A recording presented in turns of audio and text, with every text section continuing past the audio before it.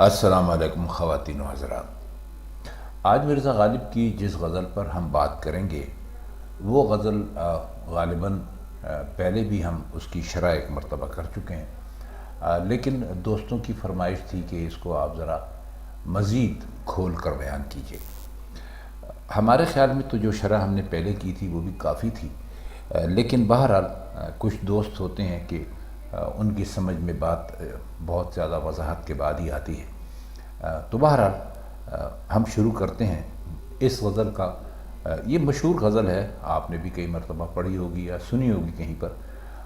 اس کا پہلا شعر ہے: وہ فراق اور وہ وصال کہاں، وہ شب و روز اور ماہ و سال کہاں۔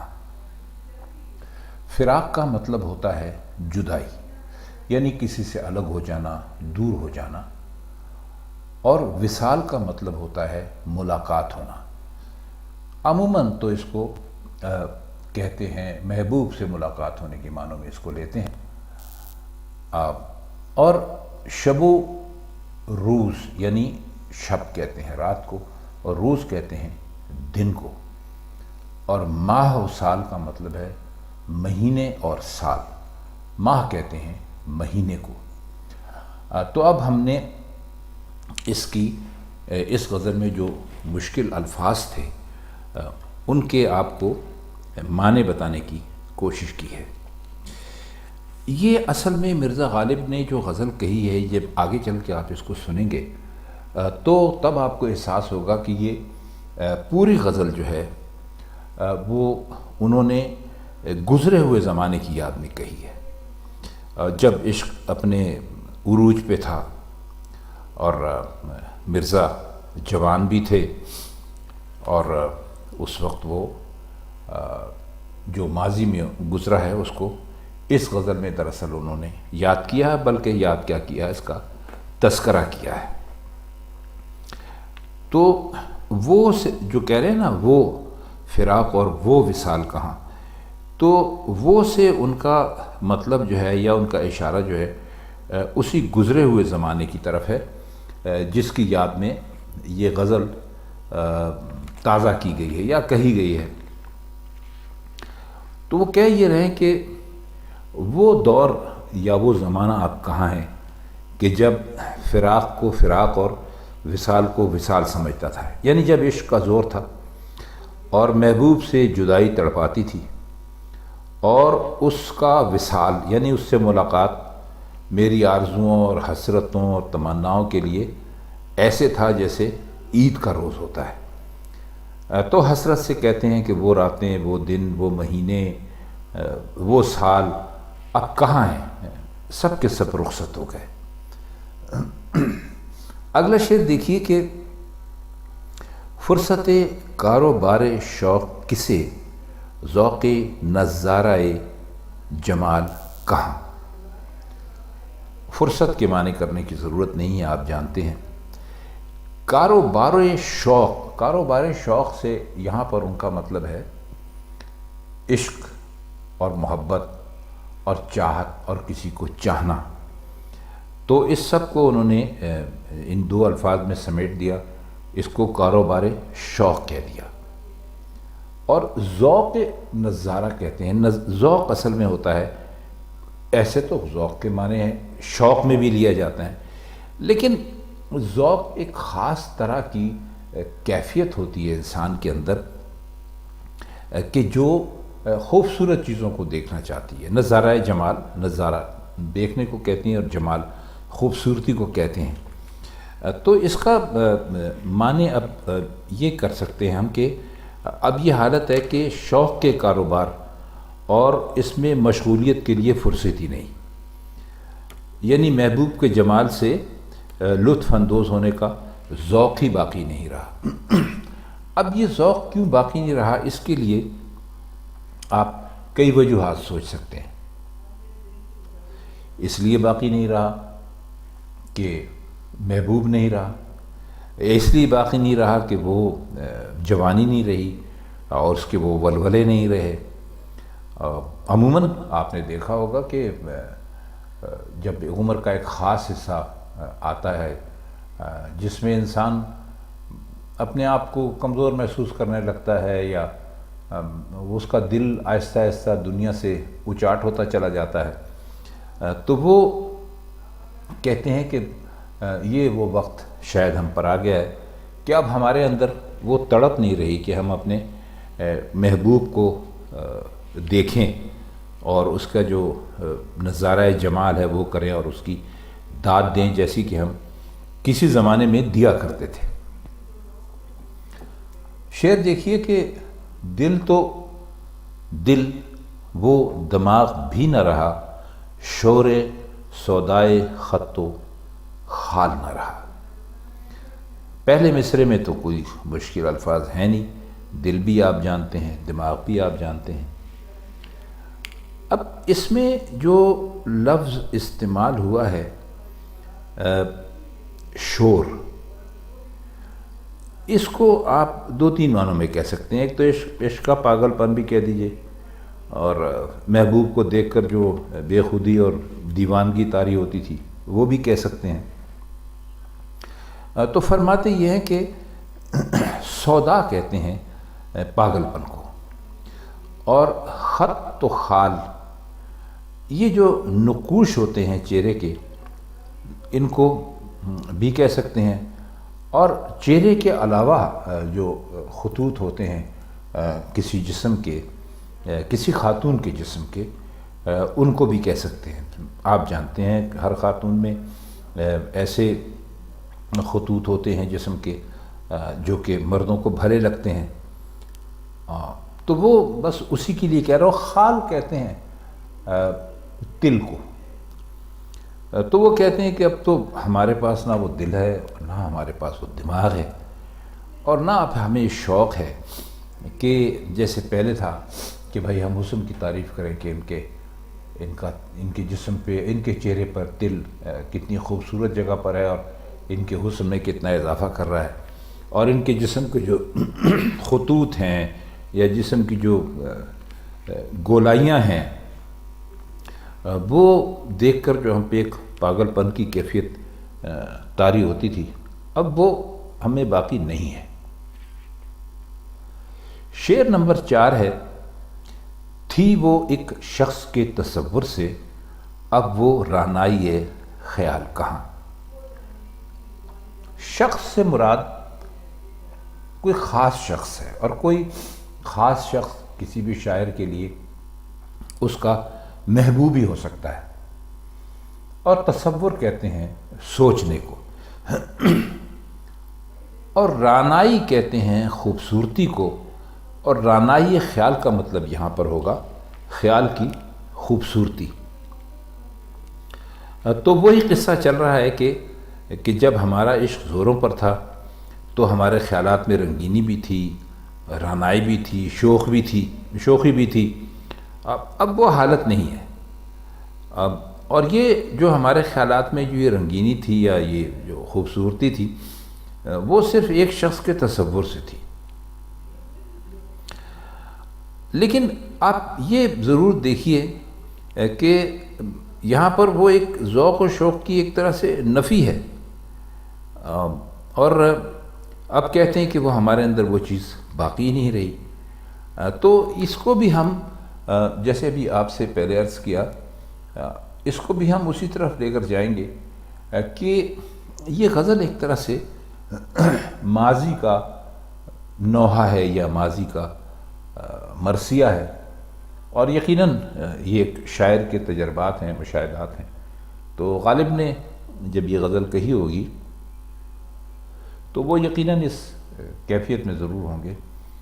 آپ میں سے جن لوگوں نے مرزا غالب کے خطوط پڑھے ہیں انہوں نے اندازہ کیا ہوگا کہ اس زمانے کے خطوط جب غالب بوڑھے ہو چکے تھے، یعنی ان کی عمر 60 برس سے زیادہ ہو چکی تھی، بیماریاں بھی تھیں، مالی پریشانیاں بھی تھیں، تو وہ اکثر اپنے ماضی کو خطوط میں جو اپنے دوستوں کے نام لکھے تھے اس میں یاد کیا کرتے تھے۔ تو وہ یوں سمجھ لیجئے کہ اسی یاد کا یا اسی ماضی کا ایک رنگ ہے، اس کی ایک جھلک ہے جو ہمیں اس شعر میں دکھائی دے رہی ہے۔ تو وہ کہتے ہیں کہ وہ ہمارا جو خیالات میں رنگینی تھی یا ہمارے خیالات میں جو ایک حسن تھا اور جو ایک بھانک پن تھا وہ ہمارے محبوب کی وجہ سے تھا۔ اب جب کہ ہمارا محبوب ہی نہیں رہا تو اب وہ خوبصورتی اور وہ خیالات کی وہ رنگینی کہاں ہے؟ اب وہ نہیں ہے۔ شعر دیکھیے کہ ایسا آسان نہیں لہو رونا، دل میں طاقت جگر میں حال کہاں۔ لہو کہتے ہیں آنسو کو۔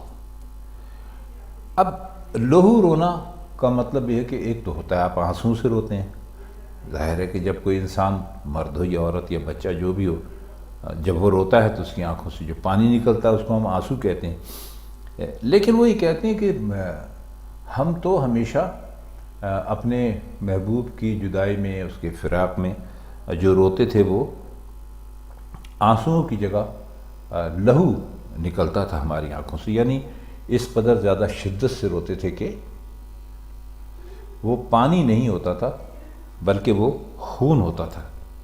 لیکن کہتے ہیں کہ اب ایسا نہیں ہے، دل میں طاقت نہیں ہے، جگر کا وہ حال نہیں ہے۔ یہ تو آپ سب جانتے ہیں کہ انسان کے دل میں، انسان کے جسم میں دل اور جگر بہت اہم اعضاء ہوتے ہیں۔ دل آپ کا دھڑکن سے خون چلاتا ہے اور جگر وہ خون بناتا ہے۔ تو اکثر شعراء نے کئی مرتبہ کہا ہے کہ جب دل اور جگر اپنی ہر چیز کھو چکے ہیں تو لہو ہم کیسے رو سکتے ہیں۔ اب لہو رونا آسان نہ سمجھا جائے، دل میں طاقت ہو اور قوت ہو اور جگر اپنے اصل حال میں ہو، یعنی اس میں خون بھی ہو، اس وقت لہو روئے جا سکتا ہے۔ لیکن جب ہمارے پاس نہ دل ہے نہ ہمارے پاس جگر ہے، کچھ ہے ہی نہیں، تو ہم لہو کیسے روئیں؟ یہ وہ رونا آسان نہیں ہے، اس کے لیے دل میں طاقت کی ضرورت بھی ہوتی ہے اور جگر میں خون کی ضرورت بھی ہوتی ہے۔ اگلا شعر دیکھیے کہ ہم سے چھوٹا قمار خانہ عشق، وہاں جو جاویں گرہ میں مال کہاں۔ قمار خانہ کہتے ہیں جوئے خانے کو، یعنی وہ جگہ جہاں پر لوگ جا کر جوا کھیلتے ہیں اس کو قمار خانہ کہتے ہیں۔ اور جو لفظ استعمال ہوا وہاں کا مطلب ہے وہاں، یعنی وہاں یعنی قمار خانے میں اگر ہم جائیں تو ہماری گرہ میں مال کہاں، یعنی ہمارے جیب میں پیسہ ہی کہاں پر ہے۔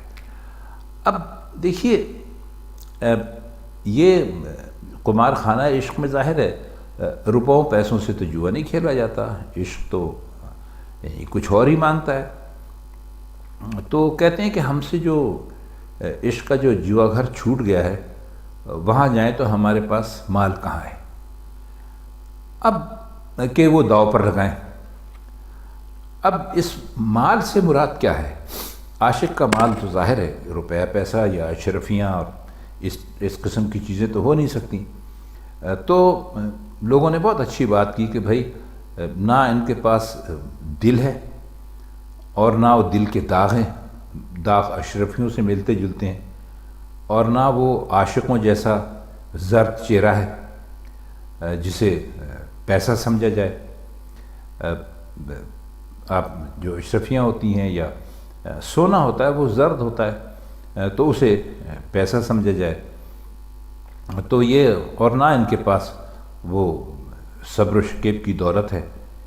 عاشق کے پاس تو بس یہی مال و متاع ہوتا ہے جسے لے کر وہ عشق کے جوئے خانے میں بازی لگانے جاتا ہے، اپنی جان کی بازی لگاتا ہے۔ تو وہ کہتے ہیں کہ جو غالب نے یہاں پر کہا ہے کہ بھائی ہم سے تو جو عشق کا جوا خانہ وہ چھوٹ گیا ہے، اور اس کی وجہ یہ ہے کہ وہ ہمارے پاس وہ مال ہی نہیں ہے، وہی مال جو بھی ہم نے آپ کو بتایا، یعنی دل ہو گیا یا دل کے داغ ہو گئے، جو بھی عاشقوں کے پاس ایک سرمایہ ہوتا ہے، ایک مال ہوتا ہے، وہ ہمارے پاس ہے ہی نہیں، تو ہم وہاں جا کر ہم کیا کریں گے؟ تو ہم نے وہ جو عشق کا جو قمار خانہ تھا وہ چھوڑ دیا۔ مقصد کہنے کا یہ ہے کہ اب ہم عشق کرنے کے قابل ہی نہیں رہے۔ شعر دیکھیے کہ فکر دنیا میں سر کھپاتا ہوں، میں کہاں اور یہ وبال کہاں۔ فکر دنیا تو ظاہر ہے بہت صاف ہے، دنیا کی فکر، اور سر کھپانا کہتے ہیں کہ کسی کام میں جو سمجھ میں نہ آ رہا ہو، جو کرنے کو جی نہیں چاہ رہا ہو، آپ اس کو کر رہے ہوں تو اس کو کہتے ہیں سر کھپانا، اور وبال کہتے ہیں مصیبت کو۔ تو بہت عام لفظ ہے، یقیناً آپ کے علم میں ہوگا۔ تو کہتے ہیں کہ میں تو اب دنیا کی پریشانیوں میں الجھا رہتا ہوں، حالانکہ میرا یہ کام نہیں تھا، یہ جو ایک میری جان کے ساتھ وبال بن گیا ہے یہ مشغلہ، میری طبیعت کے ساتھ اس کی کوئی مناسبت نہیں تھی۔ میں شاعر آدمی ہوں، تصورات سے کھیلتا ہوں، خیالات سے کھیلتا ہوں، شعر کہتا ہوں، عشق کرتا ہوں، لیکن اب وقت اور حالات نے مجھے ایسی جگہ پر لا کر کھڑا کر دیا ہے کہ میں دنیا کی پریشانیوں میں الجھا رہتا ہوں، اور یہ میری ایک طرح سے بد نصیبی ہے کہ مجھے یہ وبال اپنی جان پر لینا پڑا، اور اس وبال کو مجھے جھیلنا پڑا۔ آخری شعر یعنی اس کا مقطع ہے: مزمحل ہو گئے قوا غالب، وہ عناصر میں اعتدال کہاں۔ قوا کہتے ہیں آپ کے جو یہ ویسے تو اس کو یہ ہے قوت کی جمع ہے، یعنی مطلب ہے طاقت باقی نہیں رہی، اور مزمحل کہتے ہیں کمزور کو، سست کو، یا ضعیف کو، اور عناصر کہتے ہیں عنصر، یعنی عنصر کی جمع ہے، یعنی وہ 3 4 5 اجزاء جن سے مل کر کوئی چیز بنتی ہے۔ جیسے پانی کا فارمولہ آپ کو معلوم ہے کہ کیا کیا چیز ملتی ہے تو پانی بنتا ہے، تو اسی طرح وہ یہ کہہ رہے ہیں کہ میرے جو جسمانی قوتیں ہیں وہ اب بالکل کمزور اور ضعیف اور سست ہو گئی ہیں، اور اب جو میرے جسم کے یہ جو وجود میں یہ سارے اجزاء تھے ان میں اعتدال نہیں ہے۔ اجزاء جو وجود ہوتے ہیں ان کا اعتدال قوتوں کے ایک طرح سے یعنی ترقی کا یا کمال کا نام ہے، اور ان میں اعتدال اسی وقت رہتا ہے کہ جب آدمی نوجوان ہوتا ہے، اور جب وہ بوڑھا ہو جاتا ہے تو جو یہ قوتیں ہوتی ہیں جسم کی وہ کمزور ہو جاتی ہیں، اور ان میں اعتدال باقی نہیں رہتا۔ اعتدال یوں سمجھ لیجیے کہ ان میں انگریزی میں اگر ہم کہیں تو یہ بیلنس باقی نہیں رہتا۔ تو بس اس شعر میں کوئی خاص فلسفہ تو ہے نہیں جو مرزا غالب اپنے اشعار میں بیان کرتے ہیں۔ ایک طرح سے اب جیسے ہم نے آپ کو شروع سے بتایا کہ ماضی کو مرزا غالب نے زیر بحث لائے ہیں اس پوری غزل میں، تو بس ان کے کہنے کا مطلب یہ وہ کہہ یہ رہے کہ بھائی اب بڑھاپا آ گیا ہے، اب نہ ہاتھوں میں جان ہے، نہ پیروں میں جان ہے، نہ دماغ میں سوچنے کی وہ قوت ہے، تو جو جسم میں کچھ جو عناصر ہوتے ہیں مختلف قسم کے، ان کے اندر وہ پھرتی اور وہ قوت اور وہ چستی ہے نہیں جو کہ جوانی کے وقت میں ہوا کرتی تھی۔ جیسا ہم نے آپ کو شروع میں ہی بتا دیا تھا کہ یہ پوری غزل جو ہے یہ ایک گزرے ہوئے زمانے کے یاد میں کہی گئی ہے، اور جب مرزا نوجوان تھے اور ان کا عشق بھی اپنے پورے رنگ پر تھا۔ تو خواتین و حضرات، یہ تھی مرزا غالب کی آج کی غزل، اس کے مشکل الفاظ کے معنی اور اس کے شعروں کا کچھ مطلب ہم نے کرنے کی کوشش کی۔